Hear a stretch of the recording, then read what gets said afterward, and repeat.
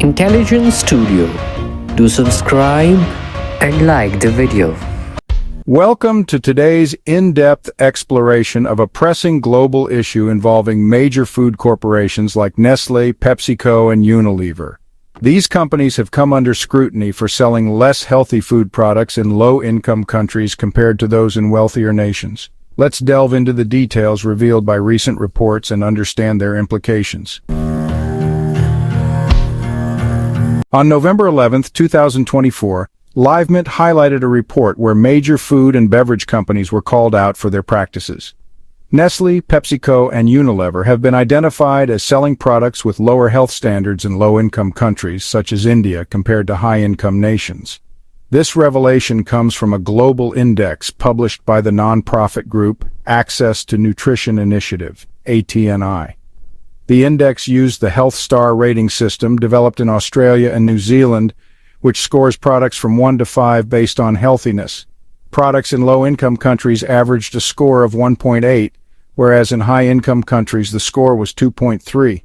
This disparity marks the first occasion the index has differentiated between low and high-income countries. This gives a very clear picture of the unhealthy products being sold in the poorest countries, where these companies are increasingly active. It's a wake-up call for governments to enforce stricter food safety standards. This issue is underscored by the global obesity crisis. According to the World Health Organization, about 1 billion people worldwide are living with obesity. The World Bank estimates that 70% of these individuals reside in middle and low-income countries, illustrating the significant health risks posed by unhealthy packaged foods. In India, the prevalence of obesity has been steadily increasing. The National Family Health Survey reports that 24% of Indian men and women aged 15 to 49 are overweight or obese. Additionally, childhood obesity is a growing concern, with 5 to 8% of urban children and adolescents classified as overweight or obese. In response, the Indian government has launched initiatives like the Fit India movement and Eat Right India campaigns to promote healthier lifestyles and raise awareness about obesity risks. A notable real-life episode includes the transformation of school canteens in various Indian states, where junk food has been replaced with healthier alternatives following government guidelines. When questioned about these findings, Nestle stated its commitment to increasing the sales of more nutritious foods and addressing nutrient gaps in developing countries. Meanwhile, PepsiCo declined to comment, though it had previously set goals to reduce sodium in its products and incorporate whole grains. At Danone, we acknowledge the ongoing need for improvement both at the business and industry levels. We are committed to better food standards and will continue to strive for excellence in this area. Real-life efforts include Nestle's fortification programs aimed at combating micronutrient deficiencies in India and partnerships with local communities to educate about balanced diets. Another alarming report has emerged regarding Nestle's baby food products. Reports claim that Nestle adds sugar to its infant milk sold in low-income nations, but not in Europe or the UK. For example, Nestle's Cerelac for 6-month-old babies contains 6 grams of sugar per serving in Thailand, 5.2 in Ethiopia, 4 in South Africa, 2.7 in Pakistan, and 2.2 in India, compared to 0 in the UK and Germany. This practice is particularly concerning for infants who are unable to choose their diets, making them susceptible to the negative effects of high sugar intake. In response, health advocates and parents in affected countries have started grassroots campaigns demanding transparency and healthier options for infant nutrition.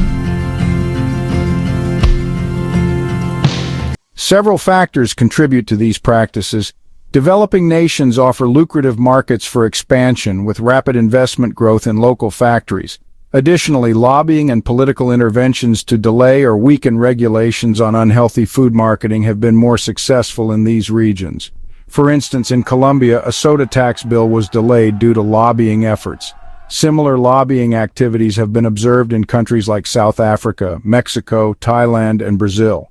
Meanwhile, increased awareness of healthy food consumption in Western countries has led to decreased sales, prompting these corporations to shift focus to less regulated markets. In South Africa, A community-led initiative successfully petitioned for clearer food labeling, which has helped consumers make more informed choices about the products they purchase. Health organizations have been vocal, calling for bans on ultra-processed and high-sugar foods. The WHO suggested such a ban as early as 2019, highlighting the need to stop the influx of unhealthy foods into developing nations and prevent a looming global health crisis. Research has consistently linked the consumption of these foods to increased risks of diseases such as type 2 diabetes, obesity, and cancer worldwide, emphasizing the urgent need for regulatory action. In Mexico, the implementation of a sugar tax has resulted in a significant decline in soda consumption, providing a real-world example of effective policy action. The ethical implications are profound. It's imperative that the health and lives of individuals in developing countries are valued equally to those in wealthier nations. What's deemed unhealthy in one region should be recognized as such globally. Lessons learned from healthier food practices in developed countries must be implemented worldwide to mitigate future health burdens. This exploitation of vulnerable populations for profit must be addressed with urgency and integrity.